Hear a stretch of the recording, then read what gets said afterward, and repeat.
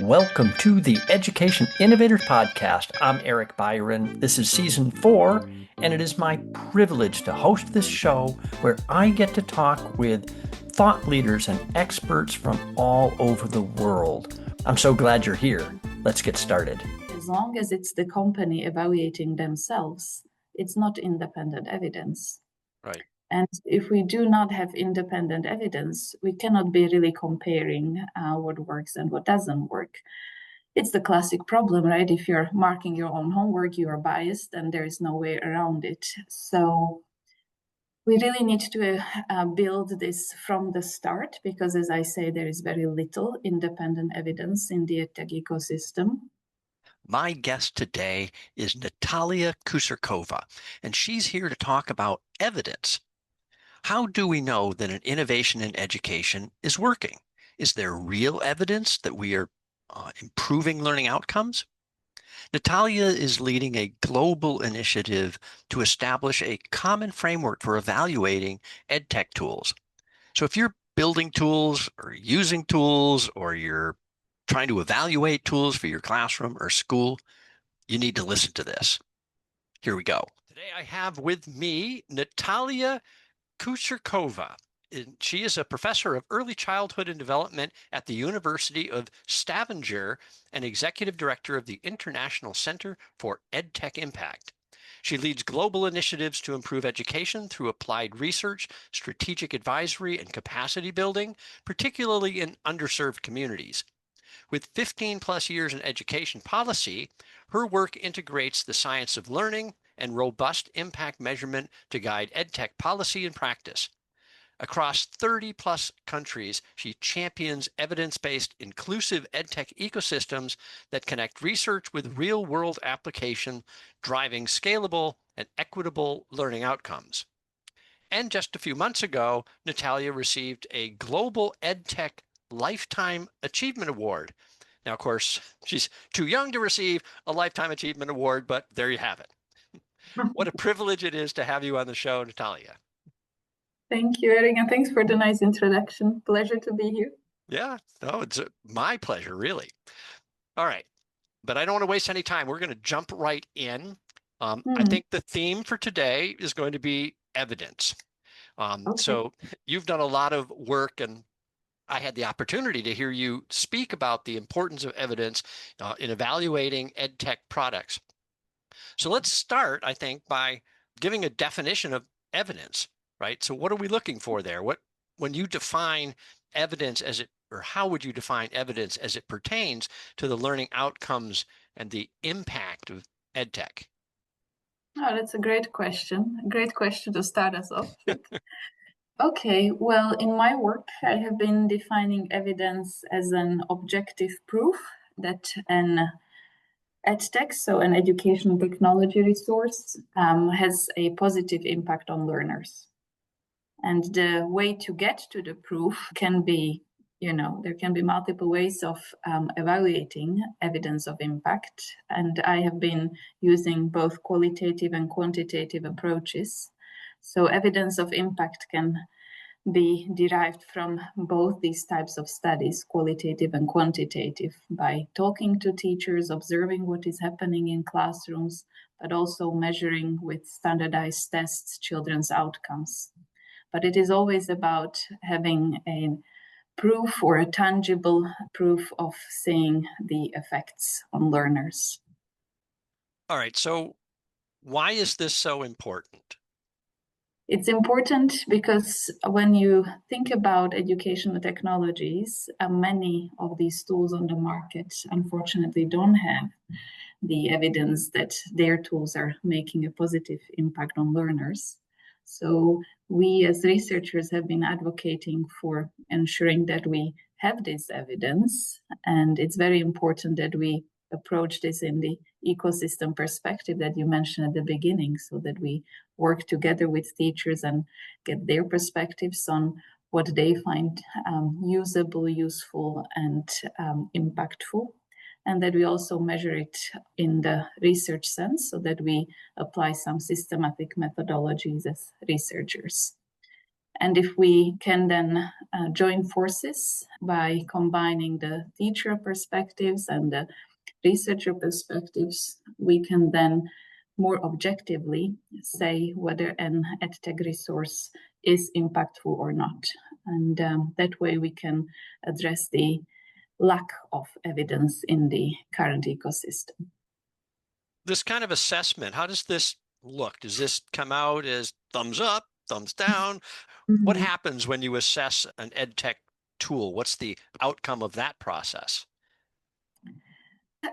You can get causal studies, so studies that are essentially looking at does it work, and these studies are called efficacy studies. So they are looking at whether an tech solution works or doesn't work.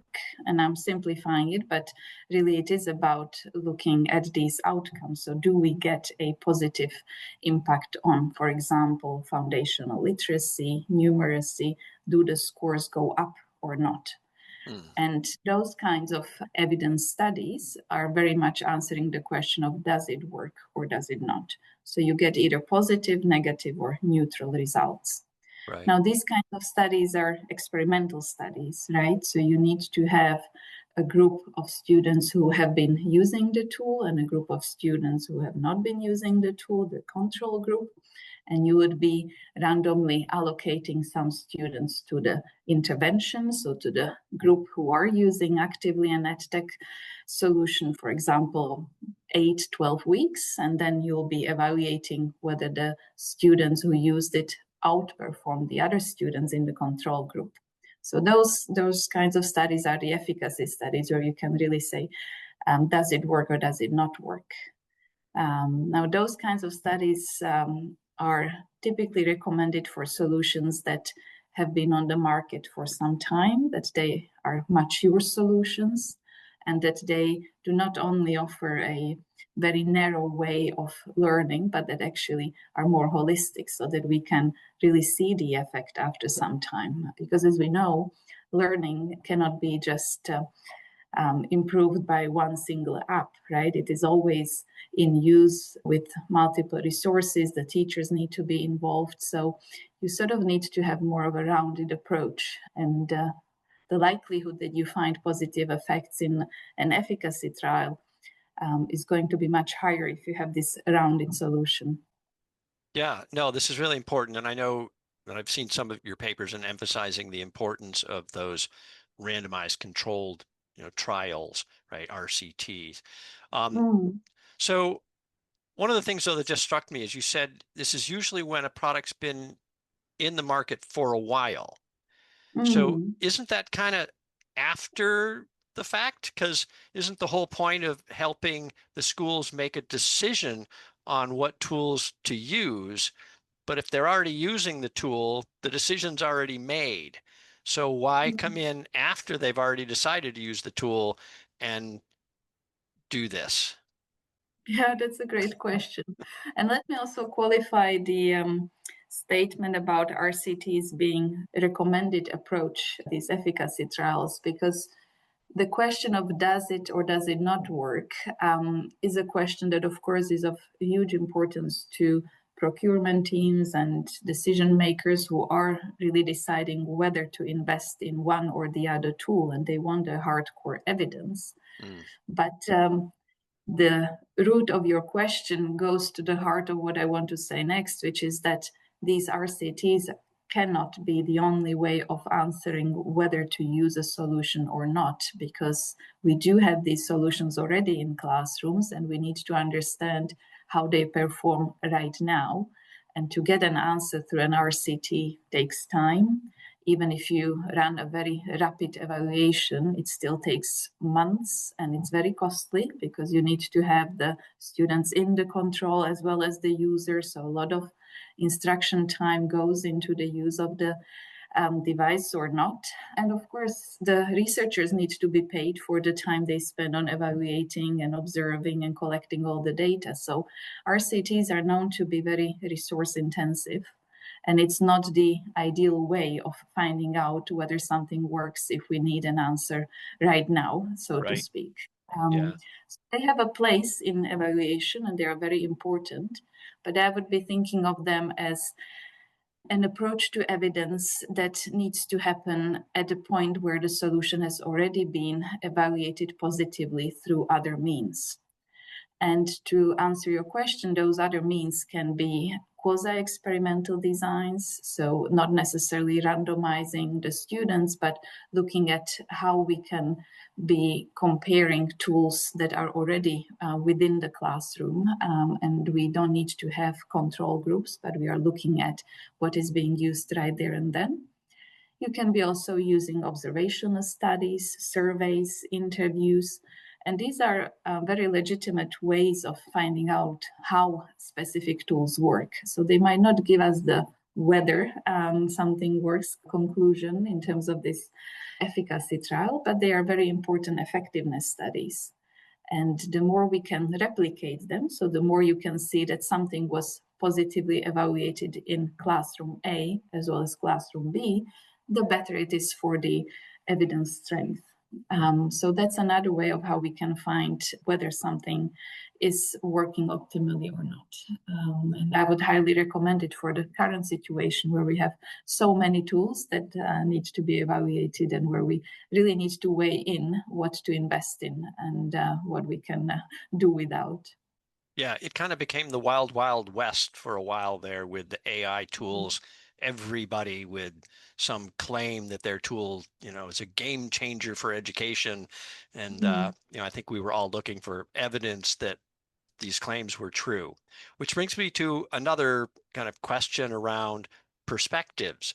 So it's Mm. one thing, right? So an EdTech vendor, their marketing team may have, one bold claim about the efficacy of their product, but Mm. the way they measure, right, the evidence they would try to collect as proof may be different than a school or a teacher. So how much have you had to kind of work between those perspectives and what, say, the vendors may want to measure versus what a school may want to measure as evidence? Yeah, that's another good question. I mean, let me start by saying that a huge problem in this evidence building with EdTech is that we have allowed for market-based evidence or marketing to count as legitimate evidence. And when I say we, I do mean us as consumers, that, the critical question from teachers and parents about where is this evidence coming from hasn't been really asked of edtech vendors for many years. Very often you might see studies being done by the vendors themselves. So they would have done a survey, they would have observed whether their tool works. They may have even conducted an RCT. If they're a big company, they do have their own internal research team and they may have invested in solid research. And, I have no doubt that they would have done a very good job in really trying to ensure that they get the best evidence possible. But as long as it's the company evaluating themselves, it's not independent evidence. Right. And if we do not have independent evidence, we cannot be really comparing what works and what doesn't work. It's the classic problem, right? If you're marking your own homework, you are biased and there is no way around it. So we really need to build this from the start because, as I say, there is very little independent evidence in the EdTech ecosystem. And that means that we as consumers, so teachers, parents, educators, the gatekeepers for children's use of technology, we need to be demanding this evidence so that the companies are not basing their evidence claims on marketing, but that they really invest in independent research. And I hear the critics say that that's difficult for startups who are building their business rather than having the extra budget for working with university researchers. So I do think that also policymakers are needed here and the funders and investors who also need to be demanding this independent evidence of the tools that they invest in so that we can change the status quo. Yeah. Well, and this independent evaluation is a lot of what you're kind of working on, right? Is these kind of Trying to. certification, right? Yes, programs that certify products. So this gives the schools, say, that kind of independent view that says, oh, a third party has, Mm. evaluated this and put their stamp on it and said, yes, this should generate positive impact. Yeah, but it's not so easy with certifications either. Because, in a neoliberal market, you have certifications where essentially you pay to play. So we sort of need to have quality assurance of certifications as well. And you do have companies who certify themselves, right? So how do you ensure that also the certifications are independent? So again, the importance of policymakers to regulate and ensure that there is a real or genuine independence in the field is extremely important. And as researchers at the center, we do not certify. We prepare the companies to get certified, right? So that, Oh, okay. again, you have that independence too, because if it's the researcher who runs the study and then they also certify, we also have a bit of bias, right? Yeah. So in an ideal world, and that is the model of edu evidence, the international certification of evidence of impact, what they do is that they have this two-step validation process. So a company submits their evidence in the form of a report, and that report would have been produced by research group A, but then it's a research group B who validates that report so that they can get certified. And that kind of peer-reviewed process is what we as researchers are very used to in terms of producing academic articles, but it's not something you really have fully established in the EdTech field. So that has been my mission or interest to ensure that we really build this independence into the system. Yeah. Speed is a problem though, too, right? So things are changing so fast. And even these tools, right? AI, new release of everything every week, it Mhm. seems like. And so the tools themselves, if you evaluated them 6 months ago, the tool may have advanced significantly by the time you've gone through your study. So how do you keep up in a world where things are changing so rapidly? Yeah, I hear that a lot. And sometimes I feel that it's, I mean, I hear a lot the argument that research is too slow to keep up with the EdTech innovation and that almost therefore the EdTech industry can't have evidence. And I feel that that's sometimes a misrepresentation of the different methodologies that are at the disposal of the researchers. Because, yes, as we mentioned at the beginning, RCTs take long time and they demand high resources. So, to do that well, you do need to take the time. And I would advocate that if we want to do things well, we need to slow down and ensure that we get the proper evidence. But there are also methodologies that don't take so much time and that are widely used and that are very much available to the edtech industry. But sometimes it's a nice excuse to say, oh, research takes a long time, it's very costly, and I just have to rush my product to be first on the market. So researchers, and of course, there are researchers working with different methodologies. Some people who only have been trained in the sort of highly quantitative RCT side, perhaps more resembling of medical sciences rather than educational sciences, they might tell you that you really need to take 5, 6, if not 6 months, if not a full year to get the evidence. Right. But if you speak with researchers who have been running trials on synthetic data, who have been looking at how we can be benchmarking AI based on pedagogical studies, who have been looking at how we can embed the science of learning into existing design, sandboxes, test beds. These are really rapid ways of finding out how things work. And you can get early signals that can really ensure that we are approaching this with some evidence in mind. I'm not fully buying the idea that research is too slow to keep up with innovation. And researchers innovate too, right? We also can be developing tools and designing tools, but very often we don't have the market power to scale them. So it's a bit of a catch-22 in terms of who gets on the market first and whether we really have the tools that are research-based there, or whether we have the tools that just were, the first ones. Well, I think you answered that really well. Thank you. Yeah, that is kind of it's almost a trick question, but yes, Yeah, yeah, but yeah, do ask all the tricky questions, yes. yes. I do ask tricky questions sometimes. Let's take a quick commercial break. I want to plug the human intelligence movement. I do this in every episode. It is not a paid advertisement. I'm just a fan. The human intelligence movement has a mission to ensure that all students have the skills to thrive and succeed in an AI world. Join the movement. I've got a link in the show notes. Please check them out. All right, now back to my conversation with Natalia Kucirkova.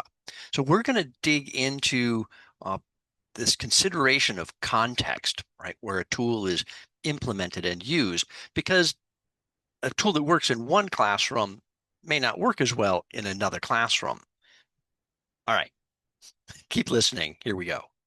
All right, here's one though I think you'll like more. So there's, of course, more than just efficacy to be evaluated, and the EduEvidence website outlines the 5 E's. So I wonder if you could take us through that a little bit and just talk about some of the other things that matters, not just what you do, but how you do it, right? Mm-hmm. That's a nice question, and thanks for doing that preparation work. I didn't know what to expect for this podcast, so it's really nice to hear that you did some background research. I do. Yeah. Yeah. Okay. So the 5 E's are essentially 5 areas of evaluating impact. We mentioned efficacy. Effectiveness is about cost effectiveness, contextual fit, pedagogical evaluations. So not quantitative experiments, but more action research or participatory research where you do include the community questions into the evaluation.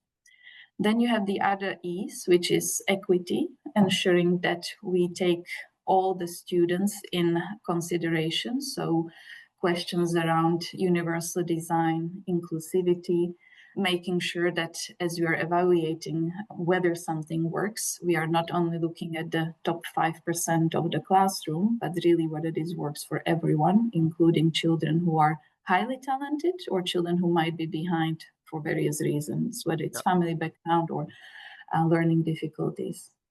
Then you have ethics, the 4th E, which wouldn't surprise you, is about ethical use of data, right? So algorithmic fairness, ensuring that data is safely processed, stored safely, managed safely. All these questions are around ethics. And then you have environment. And environment is around sustainability in the big sense, so planetary health and green education, but also the immediate classroom environment. So the 5 E's framework is essentially a synthesis of all the different frameworks that have been published until 2024, because the way this research consortium arrived at the 5 E's was to evaluate and synthesize the 65 different EdTech frameworks that exist. So the work started by systematically reviewing which frameworks do we have, and there are many frameworks, as you hear me say. I mean, first it was 74 because those were the all education frameworks, and then they narrowed it down to the EdTech effectiveness and efficacy frameworks, and basically synthesized what are the core elements of them and derived these 5 E's out of them. And not all frameworks tap into all of these E's, but overall, if you want a holistic evaluation, you'll be looking at all of these 5's. And it's quite a neat way of looking at impact, because we'll find that depending on who you are in the ecosystem, if you're a teacher, if you're a policymaker, researcher, or indeed a user, so the child learner, you'll find that you'll have different priorities, and these priorities can be mapped on these different E's, right? So right now, policymakers are very concerned about ethics. There's a lot of debate around safety of EdTech. There's a lot of debate about how the data is handled, what happens with AI.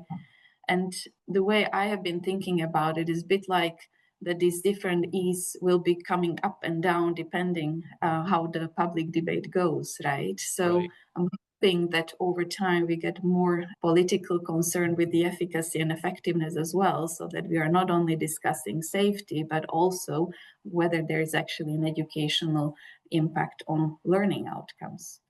It's great if these tools are safe, but if they don't really make a difference to learning, then I don't really care if they're safe or not. They shouldn't be in the classroom anyway. So it's important, I think, to be considering impact along these 5 E's and ensure that we do not become very myopic with only one of them. And that does include environment as well, to be perfectly honest, because as researcher who lives in Norway and really cares about our environment, I find it extremely concerning that we are discussing so little environment when we talk about the EdTech industry, especially with AI. So it is a holistic way of looking at impact, these 5 E's, and it is, as you pointed out, the backbone of how EduEvidence has built their certification system. Yeah, no, it's critically important. And so one of the things that also comes up quite a bit in the discussions I have on the podcast too is context within school community, if you will. So Mm. what works in one school, one region, works in Norway, may not work the same in Africa or in Asia. How much do these evaluations kind of look at that? And, how well does I know you have the kind of diversity inclusion thing in there, Mm. but that really, at least you highlighted more about kind of learner and where they are, but not culturally, where they Mm. are, or even the teachers. Are the teachers qualified? Can they leverage this tool the way it's designed to be, used, or is there teacher training that goes into this, or sometimes we evaluate this and the scores are all over the place and you realize that it's the Mm. context, right? This class, the way this teacher works or the way this school is structured and the amount of time allocated or whatever, there's so many factors that could alter the scoring in a quantitative. Mm.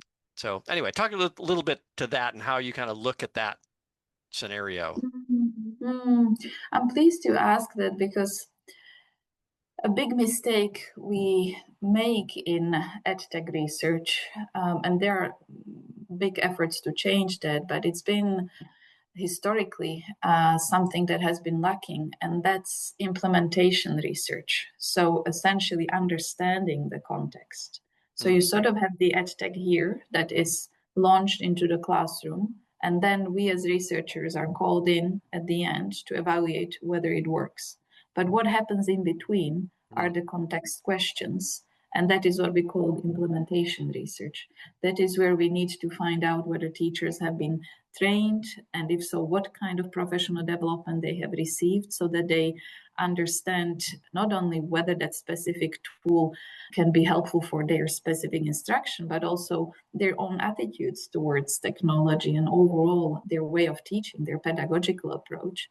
You need to understand the context where these children are. I mean, their family background, their culture, their language, their way of being. And if we assume that these factors are not important, we are sort of decentering the human. And you sort of go into all these questions around, human centered technology and all that. But I do find it extremely important to be not only considering context, but to be systematically evaluating it as a key factor in contributing to the overall impact. And there are, again, methodologies for doing that systematically, so that it's not something that we take as a qualitative insight that, oh, by the way, the teachers did not use it as they should, or, by the way, the teachers only used it for the intervention, and then when you left as evaluators, then the technology was never used. These are extremely important contextual questions. And if we do not treat them at par or at the same level as the efficacy questions or the ethical questions, we are not going to be answering the impact question correctly. Contextual fit, or the contextual importance, is part of the effectiveness strand. And the inspiration for that actually came from the Jacobs Foundation. They have framework they call the Enjoy framework. And in Mm. there, they have big focus on context and contextual fit. They do a lot of studies in lower income countries, Ghana, Cote d'Ivoire, Colombia. So they have seen the importance of this firsthand. And indeed, it's something that researchers have been advocating for some time, but it hasn't really been incentivized as a type of research. And as researchers, we're depending on funding as well, right? So if you're asked to do a Yeah. study that only evaluates the effect at the end and don't really have the means to be looking at what's in between, then it's hard. You do maybe a quick qualitative interview with the teachers, but that's not enough to really understand the context. Yeah. I actually had written a question around the Jakob Foundation's Enjoy Oh, you did? framework. I did, and yeah, I had in my notes. I have there are kind of four bullets, the key dimensions. So evidence culture, right? Effectiveness, implementability, which I'm not sure is really a word, and then sustainability, right? So the Yeah. long-term impact and scalability. So yeah, I'm glad you brought that up. It was one of the things that caught my eye too, because say I'm always interested in this. But it leads me to another component of this. So the vendor themselves, the company. So how Mm-hmm. hard do we look at not just the product they're selling, but Mm-hmm. their understanding of education and pedagogy, and do they have people on staff who really kind of speak the same language as the teachers and can understand these things? Honestly, I've Mm-hmm. talked to a few edtech companies and founders who have no Mm-hmm. background in education at all. They're from the tech side, and Yeah. you start talking to them and you realize they have this wonderful idea, but they have no clue really what's going on in classrooms. They've never been a Mm-hmm. teacher, and so you know their intentions may be good, but I Mm-hmm. worry about their ability to really integrate into an education system and be Mm-hmm. able to evolve, right? So how do you take feedback and really assess what's going on if you don't Mm-hmm. understand education? So how much do you look at that and look at the company itself and how well they're positioned to not only understand, but then to do that assessment and really understand the results of the assessment, right? What is it telling Mm-hmm. me, and how do I adjust my product now based on what we're seeing in the study? Look, I mean, we can't expect a founder of a startup, especially if it's a small startup, there are two people, to have both research skills and pedagogical skills and technology skills and business skills, right? It is Yeah. quite a tall order. But it is extremely concerning that we allow these kinds of tools to be used by young children. You wouldn't do It that in happens. other types. It Yeah. does happen, and you wouldn't do that with food. You wouldn't do that with, I don't know, playgrounds, right? You would not trust those kinds of products to be used by vulnerable populations.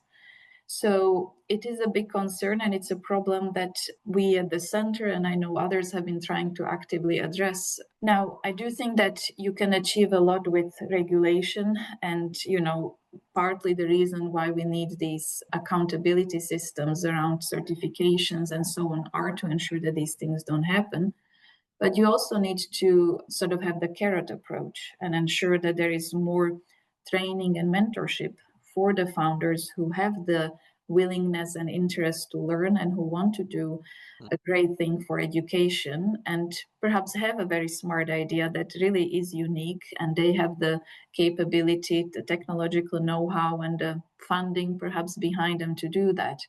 So I have been trying to insert some of this evidence thinking into mentorship programs so Mm. that when these startups are mentored, and they do get very often mentorship as part of various accelerators and part of these investor programs, that they actually get mentored also on pedagogy and on educational impact, because until now they most often get mentorship on business, how to ensure the Yeah.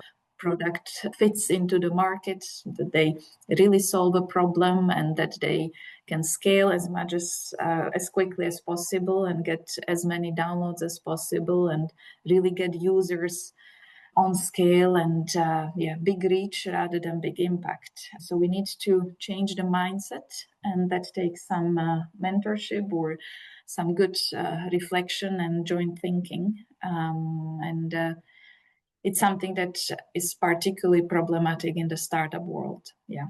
Yeah. All right. I want to throw a question at you. I think you'll have fun with this one. So, Okay. so student agency, you wrote a paper I read Mm-hmm.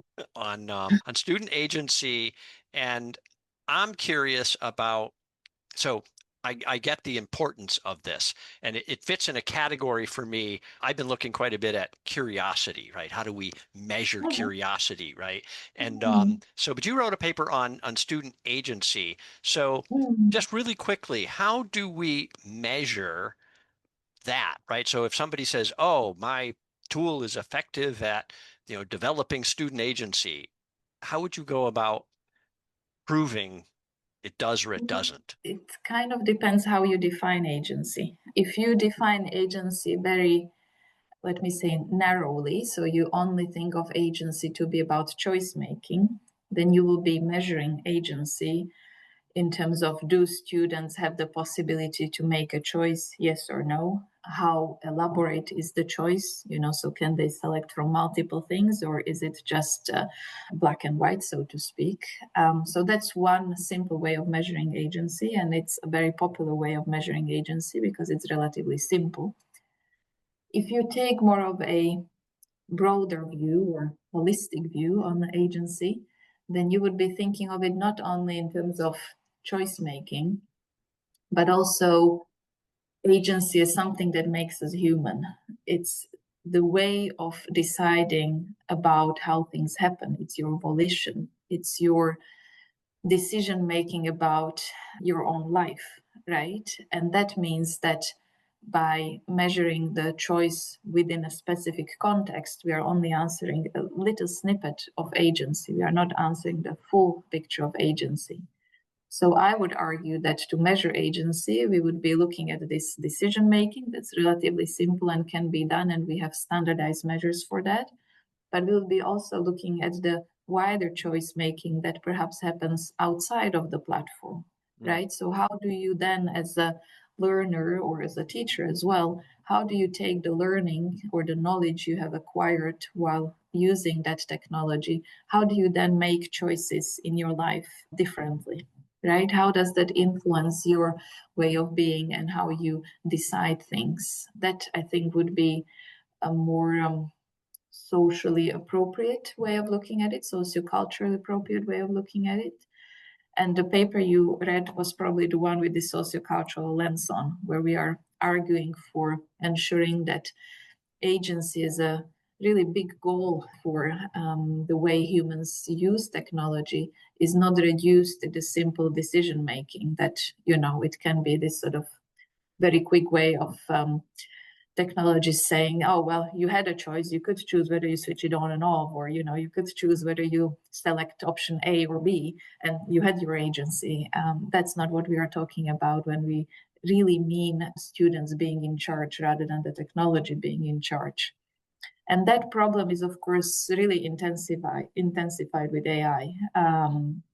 In the sense that, yes, you can be making choices about what these tools are offering you, and you can be deeply personalizing and based on your choices and the way you are using and selecting the content. But as long as these tools are making decisions on your behalf, you are not truly in charge. So we need to be benchmarking the agency in AI with different parameters. And it's something that I'm working on as we speak in terms of this AI benchmarking for a student agency. awesome. Well, I am rooting for you there because this is all part of a big, grand kind of puzzle for me, right? And in assessment, right? Student assessment and getting more Yes. towards human intelligence and Mm, creativity, curiosity, resilience, agency, right? Judgment mm, is another way we say it sometimes, right? As a student really developing the skills to be able to make good decisions, right? To mm, judge mm, fake news or real news, right? That Hmm. the ethical side of AI, right? I've got to make a decision when to use AI or how to use AI. And is it really Which helping AI? me, right? And which AI, right? Yes, all these decisions. But yes, the ability to assess whether we're setting up a system and a pedagogy that you know allows students to make good decisions or make bad decisions and learn from them.